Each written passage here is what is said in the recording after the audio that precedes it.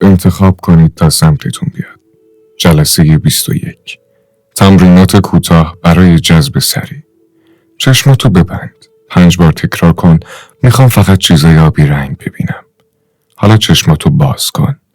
ذهن ناخودآگاهت هر چیزی که آبی رنگ باشه تو رو ازش باخبر میکنه. باورهای ما و گفتگوهای درونی ما که دقیقاً این مدلین شب و روز در حال تکرار و اثبات خودشون هستن.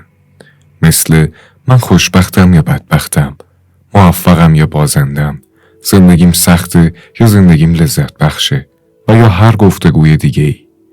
ذهن ناخودآگاه ما با جهان هستی و روح آدم‌ها و حتی اشیا در تماس است برای اثبات گفتگوهای ناخودآگاهش. حالا این تمرین رو با من اجرا کن. چشماتو ببند، 5 بار تکرار کن. من بدبختم.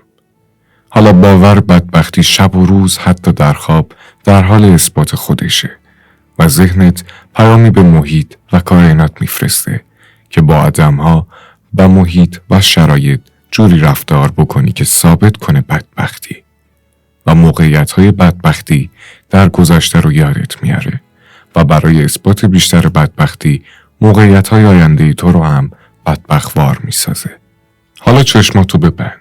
5 بار تکرار کن. من خوشبختم. من سلامتم و ثروتمندم. یا هر باور دلخواه خودتو بیار در ذهنت و تکرارش کن. الان ذهنت دنبال موقعیت‌های خوشبختی در گذشتت میگرده و یا تصاویری از آینده خوب برات میسازه و میگه به این دلایل تو خوشبختی تا شب و روز بهت اثبات کنه که خوشبختی. حالا باور خوشبختی شب و روز حتی در خواب در حال اثبات خودشه و با روح آدم‌ها و محیط و شرایط جوری رفتار میکنه تا خوشبختی برات شکل بگیره. در ادامه این تمرین برای برنامه‌ریزی ذهن ناخودآگاه از یک سابلیمینال استفاده میکنیم که باورهای مثبت در زمینه جذب پول، ثروت، سلامتی، موفقیت، روابط عاطفی و جذب معجزات رو در فرکانس‌های مختلف ضبط کردیم که قبل از خواب گوش میدید و باهاش میخوابید، چون مغز و ذهن ناخودآگاه بیداره و فرکان کارش رو انجام میده. همونطور که میبینید این دیوار نطبه است در اسرائیل که یهودی خواستشون رو مینویسن و لابلای سنگ‌های دیوار قرار میدن تا برآورده بشن. من قوانین نوشتن خواسته ها رو بهتون میگم تا هر چیزی که میخواید رو جذب بکنید. 1.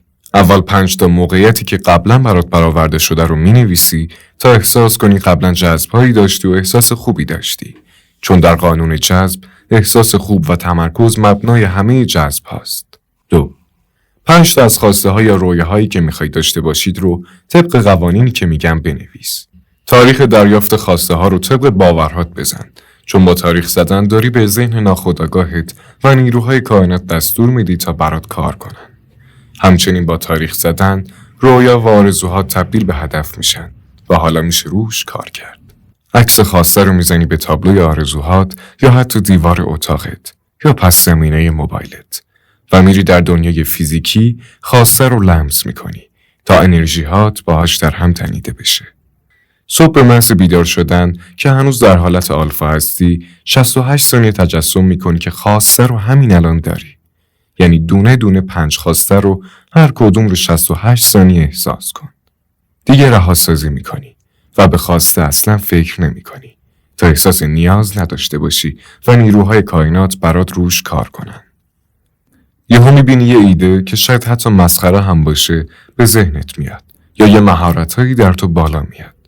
نشونه هایی مثل یه آدم میاد سر راهت یا حتی کتاب و فیلمی که میبینی که راه رسیدن به خواستت توش گفته شده. در ادامه یه فرم براتون آماده کردیم که مطابقش خواسته ها رو مینویسید